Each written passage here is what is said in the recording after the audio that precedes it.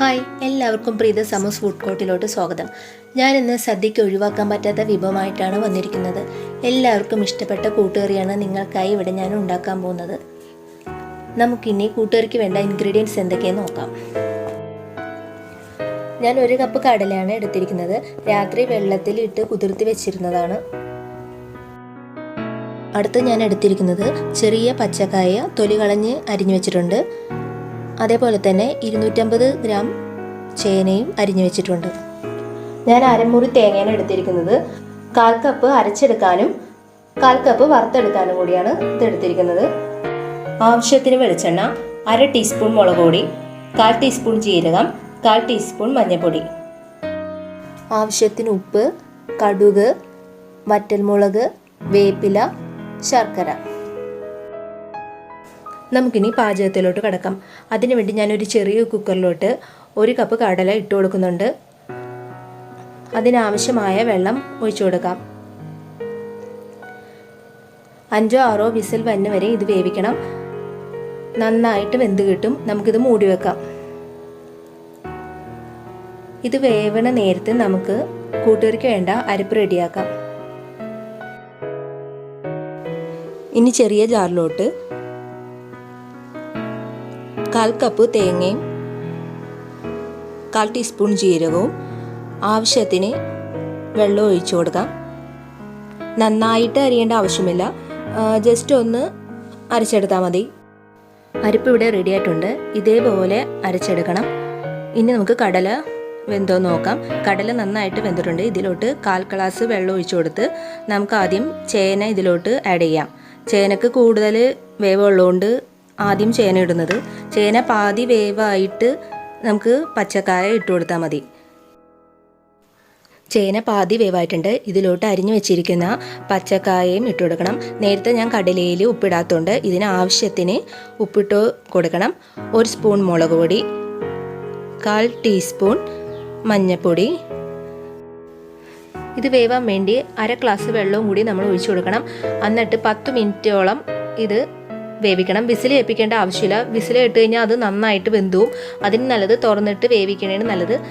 ഇതിപ്പോൾ നന്നായിട്ട് വെന്ത് വരുന്നുണ്ട്. കടലയും ചേനയും പച്ചക്കായും നന്നായിട്ട് വെന്തിട്ടുണ്ട്.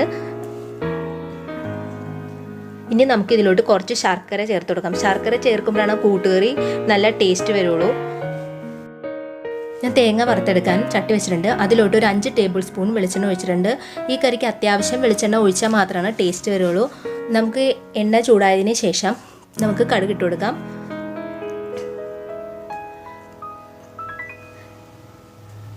കടുക് നന്നായിട്ട് പൊട്ടി വരണം. എന്നിട്ട് നമുക്ക് ഇതിലോട്ട് എടുത്തു വെച്ചിരിക്കുന്ന 1/4 കപ്പ് തേങ്ങ ഇട്ട് കൊടുക്കാം. നന്നായിട്ട് ഇളക്കി കൊടുക്കണം. തേങ്ങ വറുക്കുമ്പോൾ ശ്രദ്ധിക്കേണ്ടത് സിമ്മിലിട്ട് മാത്രമാണ് ഇത് ചെയ്യാൻ പാടുള്ളൂ. അത് അല്ലെങ്കിൽ പെട്ടെന്ന് തന്നെ കരിഞ്ഞു പോവും. അത് ശ്രദ്ധിച്ചോളണം.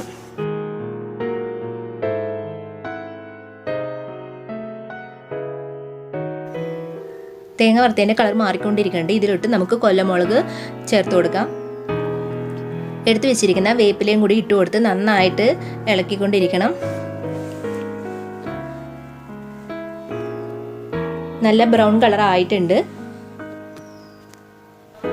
തേങ്ങ നന്നായിട്ട് ബ്രൗൺ കളർ ആയിട്ടുണ്ട്. ഇത് നമുക്കിനി മാറ്റി വെക്കാം. കുക്കറിൽ കിടക്കുന്ന കഷ്ണങ്ങൾ നമുക്ക് വെന്തോ നോക്കാം. നന്നായിട്ട് വെന്തിട്ടുണ്ട്. നമുക്ക് ഇതിലോട്ട് അരപ്പ് ചേർത്ത് കൊടുക്കാം. അരപ്പിട്ട് കഴിഞ്ഞിട്ടുണ്ട്. ഇതെല്ലാം കൂടി നന്നായിട്ട് മിക്സ് ചെയ്യണം.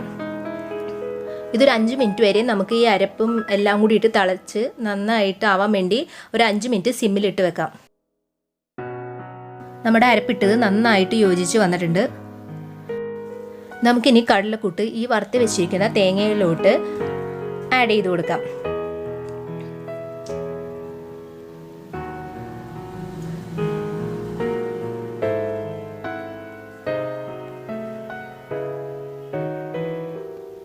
നന്നായിട്ട് എല്ലാം കൂടി യോജിച്ച് നന്നായിട്ട് ഇളക്കി മിക്സ് ആക്കണം. 2 സ്പൂൺ ശർക്കര നേരത്തെ ഇട്ട് കൊടുത്തേക്കുന്ന കാരണം ഇതിനാവശ്യത്തിന് മധുരമുണ്ട്. നിങ്ങൾ ടേസ്റ്റ് ചെയ്യുമ്പോൾ ആവശ്യത്തിന് മധുരം ഇല്ലെങ്കിൽ ഒരു 1/4 ടീസ്പൂണൊക്കെ ഇത്തിരി മധുരം ഇട്ട് കൊടുക്കാം നമുക്ക്. എന്നാലാണ് ആ കടലക്കൂട്ടുകറിക്ക് മധുരമൊക്കെ വരുമ്പോഴാണ് നല്ല ടേസ്റ്റ് വരുള്ളൂ. നമ്മുടെ കടലക്കൂട്ടുകറി ഇപ്പോൾ റെഡി ആയിട്ടുണ്ട്. നിങ്ങൾക്ക് എല്ലാവർക്കും ഇഷ്ടപ്പെട്ട രുചിയുള്ള കടലക്കൂട്ടുകറി ഇവിടെ റെഡി ആയിട്ടുണ്ട്. നിങ്ങൾക്ക് ഈ വീഡിയോ ഇഷ്ടപ്പെട്ടിട്ടുണ്ടെങ്കിൽ സബ്സ്ക്രൈബ് ചെയ്യണം, ഷെയറും ചെയ്യണം, കമൻറ്റും ചെയ്യണം. അടുത്ത വിഭവമായി ഇനി അടുത്ത ദിവസം കാണാം. ബൈ.